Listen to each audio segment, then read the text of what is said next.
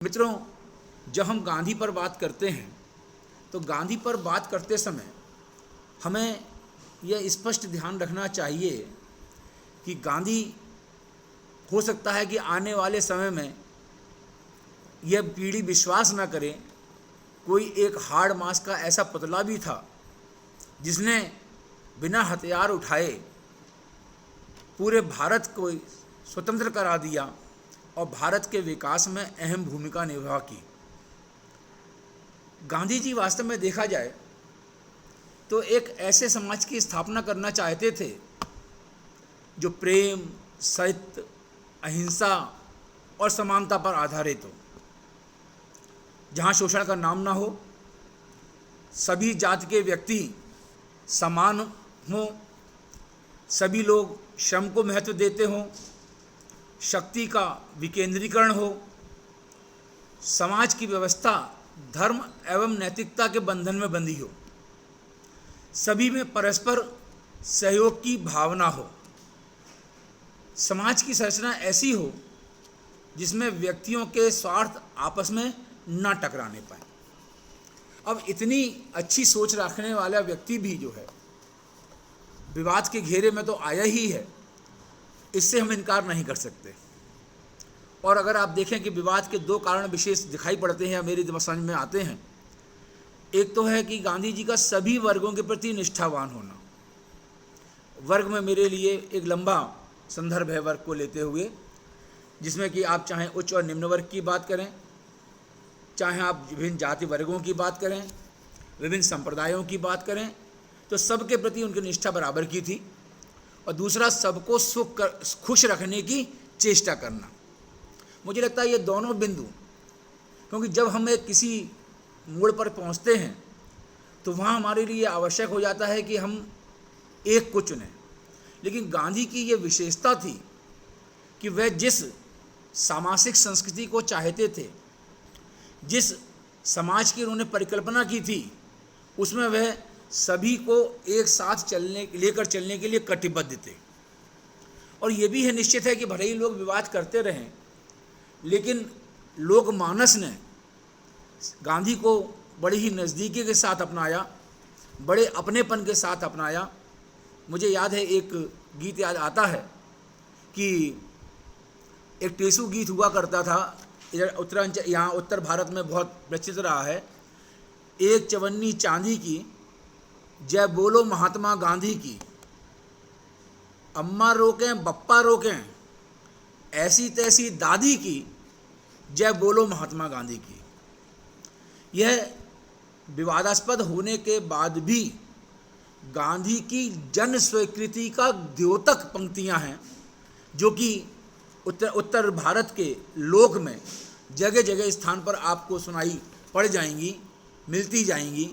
और इतना ही नहीं, अगर आप खुद अपने जीवन में देखें, आसपास देखें, तो गांधी के एक एक वस्तु जो है वह हमारे लिए प्रतीक बन गई है। चाहे हम गांधी टोपी की बात करें, चाहे हम गांधी चश्मे की बात करें, चाहे हम गांधी धोती की बात करें, चाहे हम गांधी लाठी की बात करें, चाहे हम गांधी घड़ी की बात करें, तो आप देखें कि लोग ने गांधी को एक पर्याय मानकर स्वीकार किया है। और गांधी की ये स्वीकृति जो है, ये उनके कुछ सिद्धांतों के आधार पर रही है। यहाँ पर मैं एक बात और कहना चाहूँगा कि महात्मा गांधी को केवल राजनेता या स्वतंत्रता आंदोलनकर्ता या नायक ना माना जाए, अपितु तो उनका एक बहुत बड़ा कार्य है कि वह मानवीय मूल्यों की रक्षा का संदेश देने वाले विश्व के सबसे महत्तम चिंतक हैं। और दूसरा उसका बहुत बड़ा कारण ये है कि महात्मा गांधी, मुझे लगता है कि एकमात्र ऐसे विचारक हैं जिन्होंने लक्ष्यों और साधनों दोनों की पवित्रता पर समान रूप से बल दिया है। और इसको पूर्ण करने के लिए उन्होंने जिन तत्वों को अपने जीवन में अपनाया था, उनको और हमारा ध्यान जाना चाहिए। जैसे कि अभी दो तत्वों पर बड़ी चर्चा हमारे पूर्व वक्ता, हमारे आदरणीय प्रोफेसर कौशल उपाध्याय जी ने की है, जिसमें उन्होंने सत्य की बात की और अहिंसा की बात की। गांधी जी निश्चित रूप से सत्य को जो है वह बड़ा महत्वपूर्ण माना करते थे और अगर आपको याद होगा तो आप कह सकते हैं कि गांधी जी ने अहिंसा, सत्याग्रह और स्वराज नाम के 3 हथियारों से जो है पूरी दुनिया को जीत लिया था। ये बात हमें नहीं भूलनी चाहिए। और जब सत्य की हम बात करते हैं तो गांधी जी का स्पष्ट मानना था कि शुद्ध अंतरात्मा की वाणी ही सत्य है। और गांधी के जीवन को अगर आप पढ़ें तो उनके इस सिद्धांत को उन्होंने जीवन पर्यंत पालन किया। गांधी की आलोचना करना हमारे लिए बहुत आसान है, लेकिन केवल एक दिन, 100 वर्षों की बात नहीं कर रहा हूँ, 10 वर्षों की बात नहीं कर रहा हूँ, किसी एक दिन गांधी की तरह रहकर देखिए, तब आपको मालूम पड़ेगा कि गांधी बनना कितना कठिन होता है। अहिंसा की बात पर चर्चा लंबी, हमारे दूसरा तत्व जो है अहिंसा आता है, जिसकी चर्चा हमारे विद्वान वक्ता ने मुझसे पूर्व काफ़ी विस्तार से कर दी है। और तीसरी बात आती है ब्रह्मचर्य की। यह ब्रह्मचर्य का तात्पर्य केवल कुंवारेपन से या विवाहपूर्ण जीवन से पूर्ण से नहीं लेना चाहिए। गांधी जी यहाँ पर शरीर रक्षण और एवं आत्मरक्षण, इनको जो है वह माना करते थे ब्रह्मचर्य के पर्याय में। और गांधी जी ब्रह्मचर्य का जो मुख्य उद्देश्य उनका था या मूल मंत्र था, वह सह अस्तित्व स्वीकार करते थे। यानी कि सबका अस्तित्व जो है समान रूप से है। केवल अविवाहित व्यक्ति ही इसका पालन नहीं करें, बल्कि समस्त व्यक्ति जो कि अपनी इंद्रियों को अपने वश में करने में सक्षम हो, वह ब्रह्मचर्य का पालन कहलाता है। और हम सब जानते हैं कि गांधी ने जीवन पर्यंत इस सिद्धांत को या इस तत्व को अपने स्वीकार किया है। दूसरी बात, एक गांधी की और चौथा तत्व आता है, वह आता है अस्ते। वैसे तो अस्ते शब्द जो है या अस्ते का जो सिद्धांत है, ये जैन दर्शन से हमारे बीच में आया है। और अस्ते का सामान्य अर्थ यह होता है कि एक तो हम कहते हैं चोरी है और एक अस्ते है। चोरी तो यह है कि दूसरे की आज्ञा के बिना किसी की वस्तु ले लेना, ये तो चोरी कहलाती है। किंतु दूसरे की वस्तु के प्रति इच्छा ना करना, ये अस्तेय कहलाता है। और जब आप दूसरे के वस्तु के प्रति अपनी इच्छा प्रकट नहीं करेंगे या उसको लेने का भाव आपके मन में नहीं आएगा, तो आप ये निश्चित जान लीजिए कि एक समन्वय और एक आदर्शवादी सामाजिक व्यवस्था जो है हमारे सामने आएगी, जिसमें कि असंतोष कम होगा। चौथी बात गांधी जी ने की थी, अपरिग्रह की थी। अपरिग्रह जो है, हम जानते हैं कि संरक्षकता के सिद्धांत से जुड़ा हुआ है।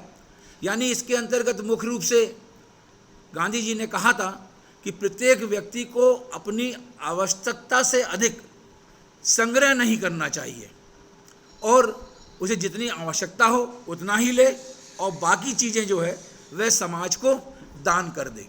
यानी कि ये अपरिग्रह का सिद्धांत जो समाज में एक समानता लाने का जो उद्देश्य था, उसको पूर्ण करता हुआ कहीं दिखाई पड़ता है। वैसे हम लोगों को मालूम है, हम लोग साहित्य के विद्यार्थी हैं, कि वर्ग असमानता को दूर करने के लिए मार्क्स और गांधी का नाम लिया जाता है, और दोनों के सिद्धांत बड़े प्रचलित रहे हैं और दोनों का लक्ष्य एक ही रहा है। लेकिन अंतर कहाँ पर आता है कि मार्क्स हिंसा के द्वारा पूंजीपतियों को नष्ट करना चाहते थे और उनसे उनकी संपत्ति जबरदस्ती छीनकर वह जिसके पास नहीं है निर्धन को या सामान्य वर्ग को दे देना चाहते थे। लेकिन गांधी जी का जो सिद्धांत है, गांधी जी जो बात करते हैं, वह बात करते हैं इस असमानता को दूर करने के लिए हृदय परिवर्तन और त्याग की। यह त्याग जो है, यह गांधी अपरिग्रह के सिद्धांत से या अस्तेय के सिद्धांत से हमारे बीच में रखते हैं। गांधी का छठवां बिंदु जो तत्व सामने हमारे आता है, वह आता है स्वावलंबन का। स्वावलंबन का तात्पर्य क्या है? स्वावलंबन से हमारा तात्पर्य यह है कि अपने पैरों पर खड़े होना। शायद लगता है कि जो स्वदेशी की अवधारणा है, जिसकी चर्चा अभी इस पैंडेमिक के समय में या इस महामारी के दौर में हमारे प्रधानमंत्री जी ने की थी, और इस महामारी के दौर में अवसर को तलाशने के लिए स्वावलंबन को पुनः दोहराया था। वैसे तो स्वदेशी को पुनः दोहराया था। वैसे तो कूका से लेकर यानी स्वतंत्रता पूर्व से लेकर और वर्तमान तक कई आंदोलन रहे हैं, और विशेष रूप से स्वतंत्रता से पूर्व स्वदेशी आंदोलन जो हमारी आधार भूमि बना था।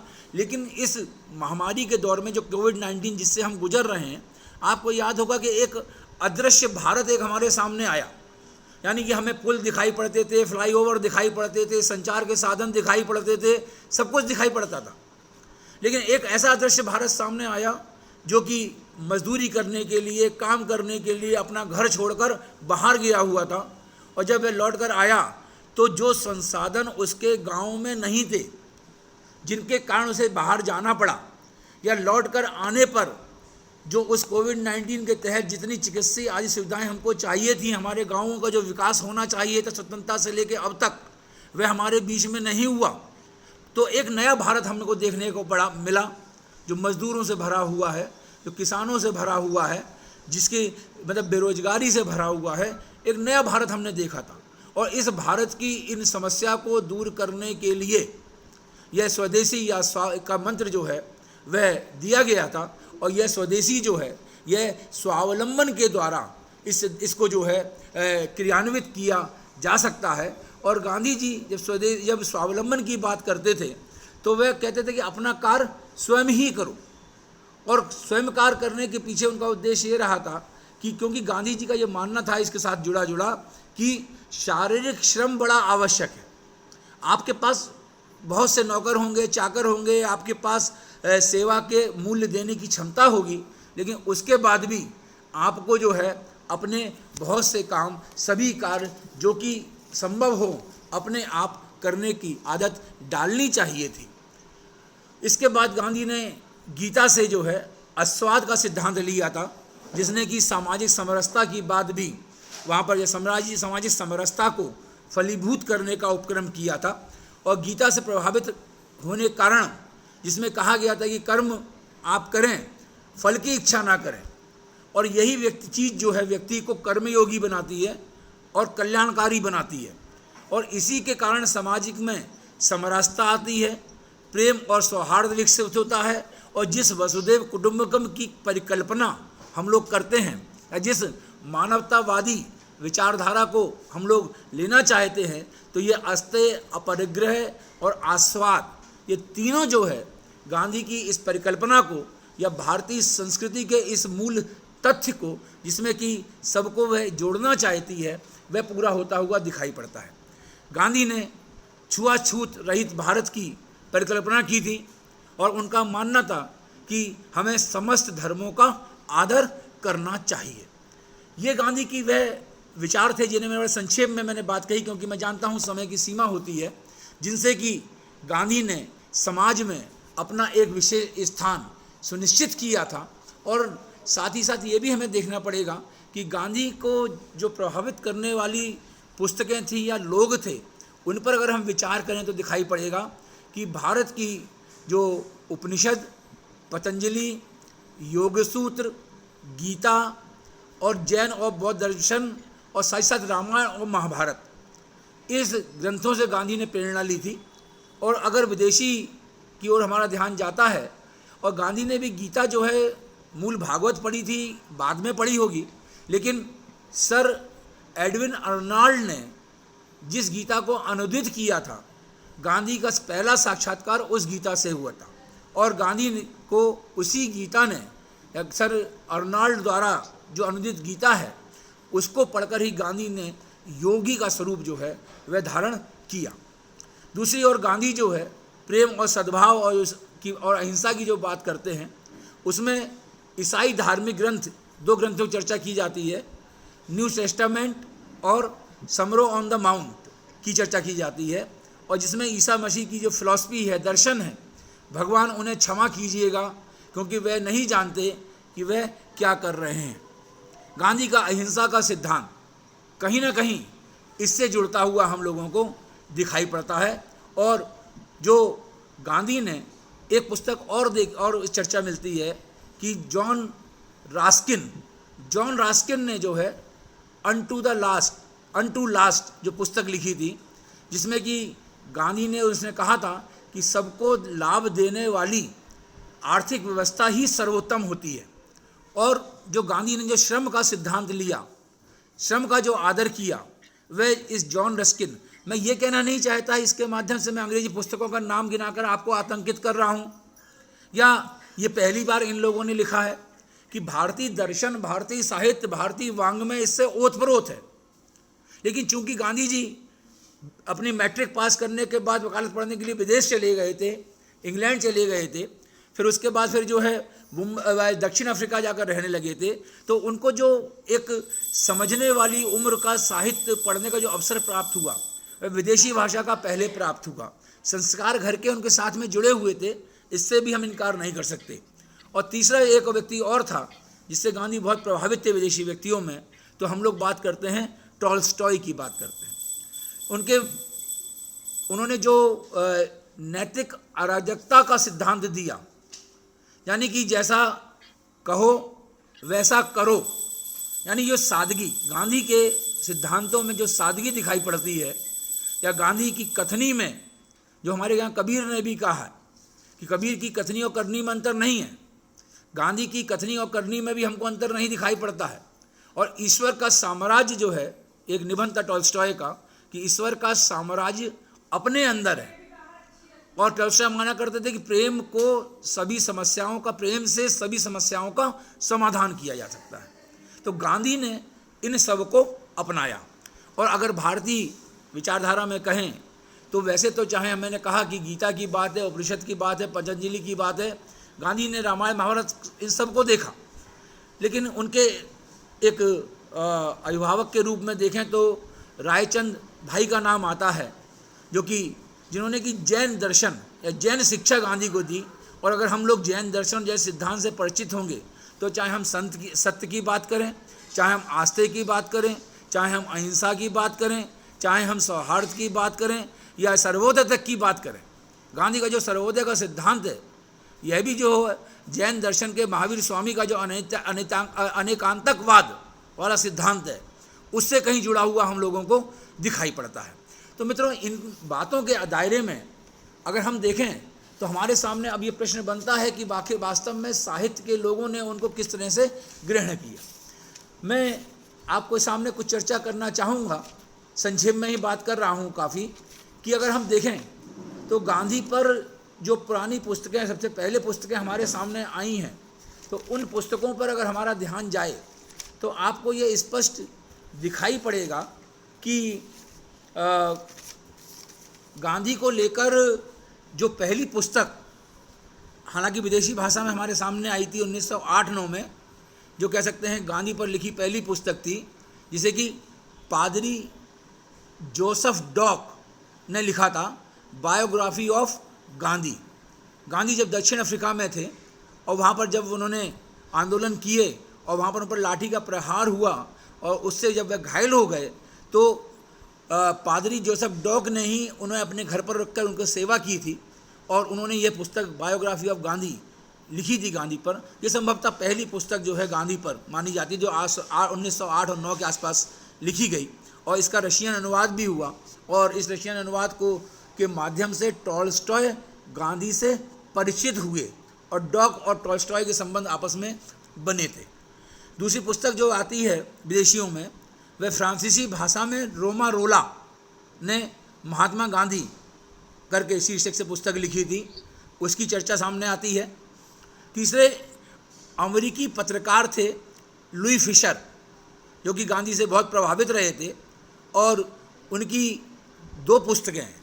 एक तो गांधी की मृत्यु से पहले आई थी, गांधी और स्टालिन, और मृत्यु के बाद the light of Mahatma Gandhi. ये 2 पुस्तकें जो है बड़ी चर्चित रही हैं। अब मैं बात करता हूँ कि हिंदी साहित्य पर आकर, तो भाषा के संदर्भ में अभी उनके जो विचार हैं, निश्चित रूप से गांधी ने भारत की एकता के लिए, भारत की संप्रभुता के लिए, भारत की स्वतंत्रता के लिए राष्ट्रभाषा हिंदी को महत्व दिया था।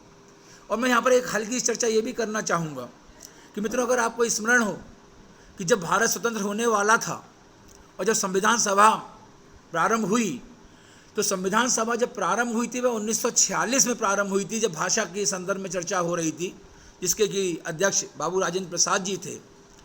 लेकिन चर्चा समाप्त होते होते जब चर्चा प्रारंभ हुई तो चर्चा इस बात पर थी कि भारत की राष्ट्रभाषा किसको बनाया जाए, लेकिन तब भारत स्वतंत्र नहीं हुआ था। लेकिन 1949 तक, जब तक निर्णय आता तब तक 1947 में भारत स्वतंत्र हो गया और भारत और पाकिस्तान का बंटवारा हो गया। और वहाँ पर वह हिंदी जो राष्ट्रभाषा के लिए जिस पर चर्चा प्रारंभ हुई थी, वहाँ पर हिंदुस्तानी बीच में आ गई और हिंदुस्तानी के साथ साथ जो है हिंदी को राष्ट्रभाषा के स्थान पर राजभाषा के पद से संतोष करना पड़ा। और यह शायद ये हिंदी की जो जाति संस्कृति है उदारता की और आत्मसात करने की, उसके कारण ही संभव हुआ था। मित्रों, गांधी को अगर हिंदी साहित्य में देखते हैं तो गांधी हमके दो रूपों में हमारे सामने आते हैं। एक तो एक व्यक्ति के रूप में, राष्ट्रनायक के रूप में, सत्याग्रही योद्धा के रूप में, या अवतारी पुरुष के रूप में। हम जानते हैं कि हम लोग साहित्य के विद्यार्थी हैं कि चाहे माखनलाल चतुर्वेदी को देखें, मैथिली शरण गुप्त को देखें, सियाराम शरण गुप्त को देखें, राम नरेश त्रिपाठी को देखें, सोहनलाल द्विवेदी को देखें, छायावाद के पंत निराला को देखें, सुभद्रा कुमारी चौहान को देखें, दिनकर और नागार्जुन को देखें। इनके काव्य में, इनकी कविताओं में नागार्जुन माफ़ करेंगे कि गांधी जो है वह स्पष्ट रूप से परिलक्षित हुए हैं। और उन्होंने परिलक्षित होने से तात्पर्य हमारे कि स्पष्ट रूप से उन्होंने अभिधा में हम कह सकते हैं कि गांधी को आधार बनाकर, गांधी के व्यक्तित्व को आधार बनाकर अपनी कविताओं की सर्जना की है। एक लंबी फेहरिस्त है, वह सूची यहाँ पर गिनाने का कोई मेरे लिए तात्पर्य नहीं बनता। लेकिन वहीं दूसरी ओर देखें, गद्य में 20वीं शती में एक महत्वपूर्ण रचना हमारे बीच में आई थी जो बड़ी चर्चित है। हमारे जो आज के जो पिछले अभी जो बच्चे हैं और पिछले दशक की क्योंकि रचना है ये, गिरिराज किशोर का पहला गिरमिटिया हमारे सामने आया था। और राजेंद्र मोहन भटनागर की कुली बैरिस्टर हमारे सामने उपन्यास आया था। और एक ममता कालिया ने जो दुखम सुखम, बच्चे क्योंकि जुड़े हुए हैं इससे, क्योंकि आजकल काव्य की अपेक्षा उपन्यास और कहानी पर कार्य करना उनको सरल प्रतीत होता है, तो उन्होंने देखा होगा वे पहले गिरमिटिया से ही परिचित हैं, कुली बैरिस्टर से भी परिचित हैं, दुखम सुखम से भी परिचित हैं, जो ममता कालिया का उपन्यास है, जिसमें कि ममता कालिया ने आनुषंगिक रूप से गांधी जी के चरखे का उल्लेख किया है, जिसके प्रचार के कारण स्त्रियों में एक नई जागृति आई थी। यहाँ पर मुझको वो भी याद आता है कि अपने लोकगीतों में कई लोकगीत मेरे सामने हैं, उनमें से मैं सबकी चर्चा तो नहीं कर रहा हूँ, लेकिन एक गांधी का चरखा जो एक प्रतीक बन गया था स्वावलंबन का, एक स्वतंत्रता का, एक लोगों के मन में स्वतंत्रता के प्रति एक आग्रह प्रस्तुत करने का प्रतीक बनकर गया था। और स्थिति ये आ गई थी कि एक लोकगीत मिलता है कि चरखा दहेजवा में देव समधी, छकड़ा लदाए ले जाऊं, कि गाड़ी में लाद कर ले जाऊंगा, मुझे दहेज में क्या चाहिए, मुझे चरखे चाहिए। लेकिन सारा बोझ जो है वह लड़की वालों पर नहीं डालते। लोकगीतकार कहता है चरखा तुम दे दो, बाकी सूत जो है वह मैं लोगों के बीच में, तुम्हारे दिए हुए चरखे मैं लोगों के बीच में बंटवा दूंगा और सूत मैं उनको दूंगा, जिससे कि वह स्वावलंबी हो जाएं। तो हिंदी साहित्य में गांधी के इस व्यक्तित्व को इस प्रकार से ग्रहण किया गया है। और दूसरी ओर जो गांधी के जो विचारधारा है, गांधी के जो विचार हैं, गांधी के जो सिद्धांत हैं, वह हिंदी साहित्य में वह लोगों ने उसको स्वीकार किया। और हम सब जानते हैं कि चाहे हम पत्रकारिता की बात करें, चाहे हम साहित्य की बात करें, उसमें गांधीवाद या गांधी विचारधारा एक विशेष तत्व बनकर उभर कर सामने आई है। आप लोगों ने मैथिली शरण गुप्त को तो पढ़ा ही होगा। और मैथिली शरण गुप्त के राम जब जाने लगते हैं वनवास की ओर, तो सारे लोग लेट जाते हैं। गुप्त जी कहते हैं जो जा सको तो जाओ, रोंद हमको यहाँ, यूं कहकर लेट गए सब जन वहाँ। ये गांधी का सत्याग्रह जो है कहीं याद दिलाता है। और सीता भी जब पंचवटी में होती हैं तो वह आदिवासी बालिकाओं को जो है न केवल शिक्षा देती हैं बल्कि तकली बुनना सिखाती हैं। तो मेरे कहने का तात्पर्य है कि गांधी की जो विचारधारा हमको दिखाई पड़ती है। हम प्रेमचंद में अगर देखना है गांधी को, तो हम प्रेमचंद की रंगभूमि में देख सकते हैं। वैसे तो प्रेमचंद के सभी उपन्यासों में गांधी के जो सामाजिक विचार हैं वह आए हुए हैं, लेकिन रंगभूमि और गोदान ये एक महत्वपूर्ण कृतियाँ हैं जिसमें कि हमें गांधी के विचार जो कहें कि या कई कह सकते हैं कि परोक्ष रूप से गांधी जो है उसमें हमें दिखाई पड़ते हैं। प्रसाद की कामायनी में श्रद्धा जो है वह भी तकली काटती हुई दिखाई गई है। आपको याद होगा निराला ने भी चर्चा अपनी की है। इसी प्रकार से अगर निबंध साहित्य में देखें कि जैनेन्द्र ने, निर्मल वर्मा ने और कुबेरनाथ राय ने गांधी पर निबंध लिखे हैं, और नंद दुलारे वाजपेयी ने जो आलोचनात्मक रूप से जो है जो आलोचना लिखी है उसमें भी ये गांधीवादी विचार हमको दिखाई पड़ते हैं। तो मित्रों, मेरा केवल कहना ये है कि आज के दिवस पर कि ये अंतर्राष्ट्रीय अहिंसा दिवस है, ये महात्मा गांधी और लाल बहादुर शास्त्री की की जो है जन्म तिथि है, जन्मदिन है आज की तारीख में। और मैंने ये पहले भी कहा था कि गांधी अगर स्वतंत्र भारत के संसद में अगर किसी पद पर आसीन होते तो लाल बहादुर शास्त्री का जो कृतित्व है वह गांधी का कृतित्व भी होता। तो मैं इन दोनों पुष्पों को, भारत के इन दो लालों को, जिन लालों ने जो है जय जवान और जय किसान के प्रति पूर्णतः अपने भावों को प्रकट किया है, उनको प्रणाम करता हूं। और फिर बहन नानावती कमणी बहन नानावती महाविद्यालय के समस्त प्रशासन को, प्रशासकों को, वहाँ के आचार्यों को, वहाँ के शिक्षकों को, वहाँ के सभी परिवार को जो है मैं बहुत बहुत बधाई देता हूँ कि आपने मुझे यहाँ पर बोलने का अवसर दिया। आप सबका बहुत बहुत आभार, धन्यवाद।